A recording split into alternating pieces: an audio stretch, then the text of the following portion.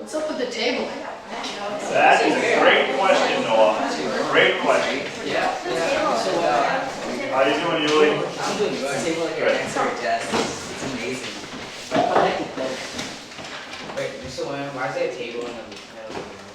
I got that question a few times. Thank you. There is a table in the middle of the room today for a very specific reason. Today we're going to do an active learning strategy entitled Fishbowl. How does that sound? Yeah. How many of you at home have little fishies? Well, I did, but I'll die. Today, in some small way, you're going to be like those little fishies. But you're going to survive, okay? So don't worry about that. I'm going to ask 3 of you to take a seat around this table. And one chair is going to be left open. And we're going to have a conversation. And the conversation could really be about any topic. Today I'm going to use a number of different topics, including some moral dilemmas, some found in literature. So I'm going to pick 3 people, have them sit down, and they're going to have a conversation. And usually, those 3 individuals are pretty comfortable participating. They're very vocal most days, and that's great. Some of you are a little more reluctant to participate, and that's why we have this open chair. As the conversation goes on, and you hear something that kind of sparks something in your mind, and you want to share it, you roll in, you sit down, and you share it with the rest of the group. You talk about it a little bit. When you feel you have said your piece, you go back and you sit down in your desk. And that's going to continue. Somebody else thinks of something. They come and sit down. Then they remove themselves from the table. And so on and so forth. For those of you that are fairly shy and you don't feel comfortable being in one of the main chairs, you may not even feel comfortable here, you're going to be in a circle around this table. And you will gain new insights and perspectives from this, what I hope is a novel approach to learning. And I also hope that you'll start to develop some confidence and realize, you know what? I watched Yuli slide into that chair, slide back out. I can do the same thing. I have information that I want to share with the group. So should we give this a try? Yeah, definitely. Awesome. Nice job, everyone, moving your desks. Thank you. Well, we're about to begin the active learning strategy entitled Fishbowl. And to energize your thinking, I'm going to start you off with a simple question. And the question is, what's better, chocolate or white milk? What's better, chocolate or white milk? Do you have some opinions on that? Yeah. All right, so I'm going to need some volunteers who are willing to be a part of this strategy. Do I have somebody that's willing to partake? I'm going to take Nicholas and Noah and Angela. Go ahead and have a seat at the table, please. We're going to keep this chair open here. Thank you. So you're about to have a conversation on that topic. The rest of you, I want you to listen, jot down some notes. When you hear something that sparks your mind a little bit, so you don't forget it, jot it down. And when you feel comfortable, I want you to get yourselves up, sit in this chair, and share the information. Be a part of the conversation for a little bit, and then remove yourself so someone else can come and sit down. Do you understand your role on the outside? Yeah. Now I'm going to be watching body language, so if I see that you're fidgeting a little bit and you're like, oh, I sort of want to share something, but I'm apprehensive, I'm going to encourage you to share. That's part of my role as your teacher. Okay, ready to begin? Yeah. All right, please speak up so everybody on the outside can hear you. Go for it. Personally, I prefer white milk because it tastes good to me, and it has a lot of like nutrients and calcium that is good for your body. I like chocolate milk because, you know, everybody likes sugar. I mean, you like sugar, you probably like sugar. Everybody loves sugar. True. I kind of go along with what Noah said. I mean, I like white milk because it's good for you and it tastes good too.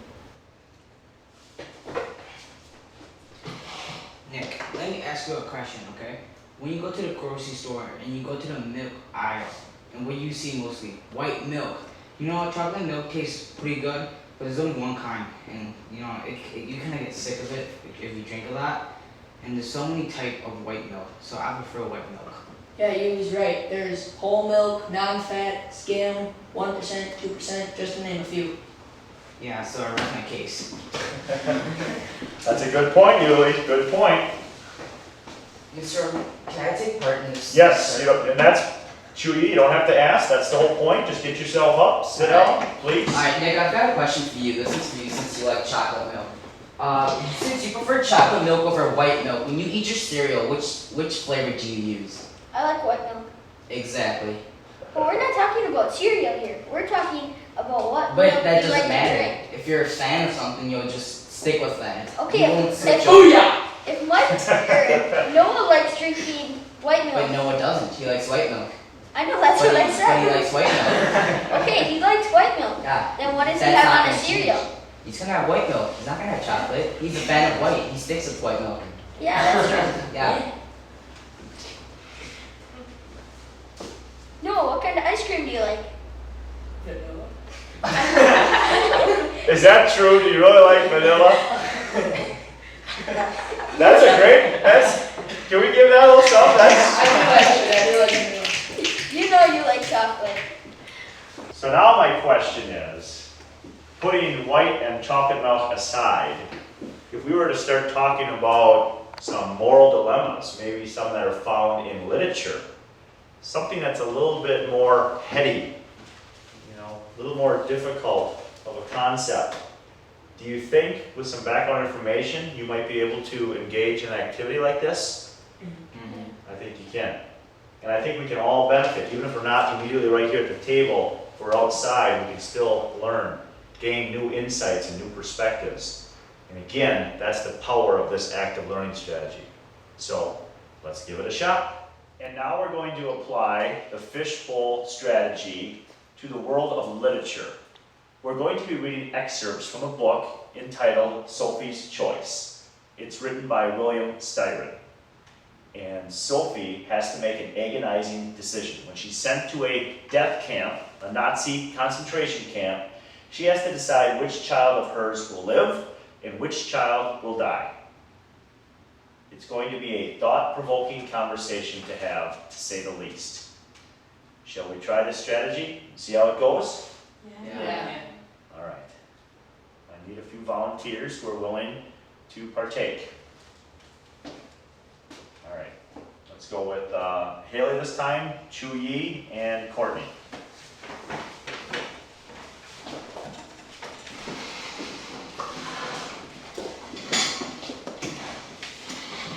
I'm going to keep this chair open. And remember, students on the outside, I can also jump in, and I may at times. If I want to help energize the conversation, I think I can do that, I'm going to do it. If I can help maybe clarify someone's point, I will do that. So, again, the statement or the question, I suppose, if you were Sophie, what would you do in a situation like that? If you had to choose one child over another. Again, she has an older son, a younger daughter. What would you do? What should Sophie do? That's what I want you to discuss. And I want all of you listening, take some notes. When you feel comfortable, please jump in the open chair. All right? Talk up so everybody can hear, please. Go. If I were in Sophie's situation, I wouldn't choose any of my kids. I would rather die before my kids do than live with the guilt of choosing which kid I would have to kill. I agree with you because my kids are so young and they still have lots to experience and they haven't seen like the world yet, so you wouldn't have to live with that guilt of knowing that you chose your son or daughter to die. Yeah, but then you'd also have to think, okay, because, well, you'd be dead, so you wouldn't really be able to think, but it would be like, well, because you ran, now you just put both of your children instead of one of their lives to death. That's true. I was just gonna say that. And coming in, if you leave, like if you get killed, then your kids are gonna die too. I mean, you're gonna leave them at that camp and they're gonna die anyway, so. Plus you're orphaning them, you're leaving them with no mother. But since Sophie has a son, I'm pretty sure he's old enough now to take care of the younger daughter. And I'm pretty sure he's old enough now to take responsibility.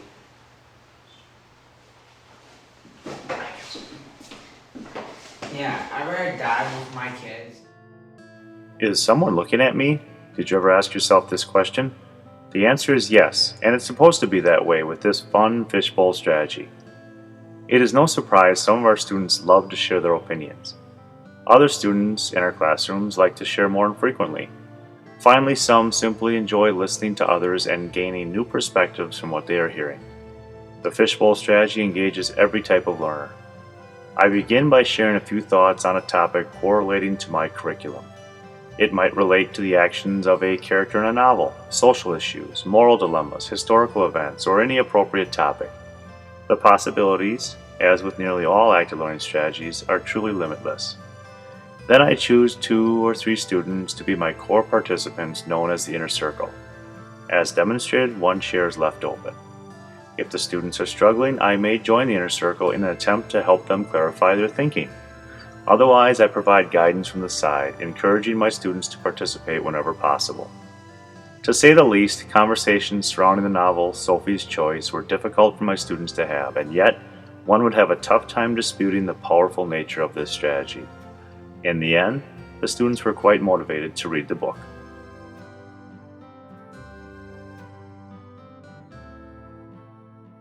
Give this group and everybody that came in and yourselves, if you didn't go in, a little something on that. Because I'm proud of all of you. You were very attentive even if you weren't a part of it. Most of you were. And the core here, fantastic conversations were going on. We just finished the discussion related to Sophie's Choice for the Fishbowl Active Learning Strategy. And Chu Yi and Courtney, especially, you were amazed at how much time had passed. 12 minutes. As a matter of fact. Could you share, Courtney, how you feel about the strategy, please? I feel the strategy, it really pulled me in. I did not honestly realize it was 12 minutes. I thought it was only a couple minutes. It seriously didn't seem like that long. It would pop up in my head and be like, oh, I have to say this, because it fits right in with our discussion. Thank you. Chu Yi, your thoughts, please. I agree with Courtney. Everything I said was in the heart or from the heart, and if something popped up, it wasn't something I wanted to say, something I needed to say. I hear you use the expression popped up, and I think part of that comes from your classmates and their willingness to sit in the open chair, share some ideas, because as the conversation begins to drag a little bit, they renew it. They share something that maybe you haven't thought of, and then you build on top of that. So, fantastic. There are programs out there that record every keystroke that you make on a computer. Should your parents be allowed to record that information without your knowledge to review all of your internet searches? Discuss. I think if your parents really trust you, or if you've earned that trust, that they shouldn't even have that option. But I mean, if you're somebody that sneaks out all the time or does stuff behind their back, then they should definitely have that option. As we stated in our discussion of American history, there is some debate. End of World War II, dropping the atomic bombs, Hiroshima, Nagasaki. Did it have to happen? In the end, did it save lives or take more lives? Discussed. And I think it's time to apply the fishbowl strategy to that conversation. Think about this. Music that you listen to. Sometimes the lyrics glorify violence and discuss drug use. Should that be allowed in the music that you listen to? Raise your hands if you have some opinions on that and are willing to go inside the fishbowl. Many of you. Luis, you're up. Yuli, yes. And Josh. Of course, this chair is open. Be thinking, be listening. Speak up so they can hear you. Go ahead. I'm on the Bill of Rights. Fourth Amendment, in particular, search and seizure. Should the police liaison officer here in our school, should the teachers be allowed to search your lockers and your personal belongings, which would include your purses, for instance? Discuss. I think that they should be able to, because like if kids bring stuff to school that could be harmful for other students at school, that could be very, very bad. As the video clips have demonstrated, the Fishbowl Strategy truly engages all types of learners. From the inside to the outside and all around, most students are learning and having a little fun in the process. I encourage students seated around the outside of the room to take notes on the main points being discussed. When I feel they have something to share but are apprehensive, I try my best to encourage them to join the students at the table. I, personally, join the discussion as well if I feel I can help move the conversation along in a positive manner, or if I simply want to play the role of devil's advocate. If students in the outer room are distracted, I may sit right behind them, or at the very least, spend a disproportionate amount of time on their side of the room. Sometimes, I make a seating chart for the outer room, and once the desks are moved, I quickly read off their names for their assigned seats. As the conversations draw to a conclusion, I may ask students in the outer room, without having them move, to share any final ideas or insights. Students might explain why they agree or disagree with the main points of the discussion. Finally, my past student teacher, Ryan, uses this strategy to get the students thinking about future schooling and how it might impact their future finances. When we talk about level of education, it means a lot of different things. Some of you, it might mean going in the military, maybe learning some computer skills there, maybe working in the aeronautics program. For some of you, it could mean a four-year college or university. Others, it might mean learning a trade or a skill at a tech school.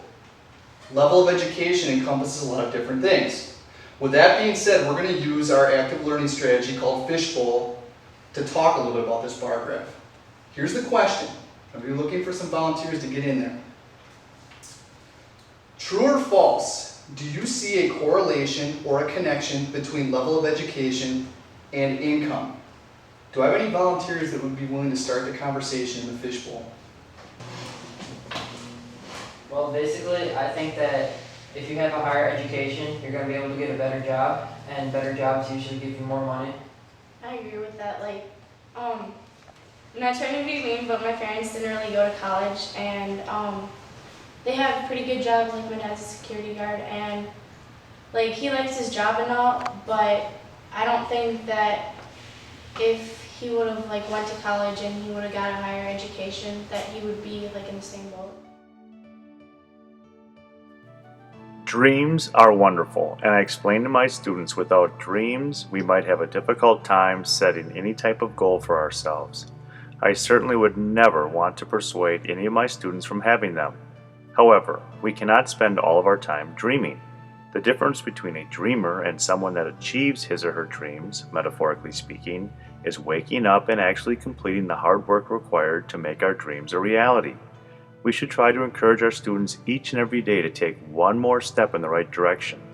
Completing an assignment shows dedication. Being kind demonstrates respect. Participation shows leadership. And helping our students make these connections today will also help them make their dreams come true tomorrow. I was recently at a faculty meeting, and I was leaning over like this, and I looked down and my elbow was on top of Mr. Kermitz's head.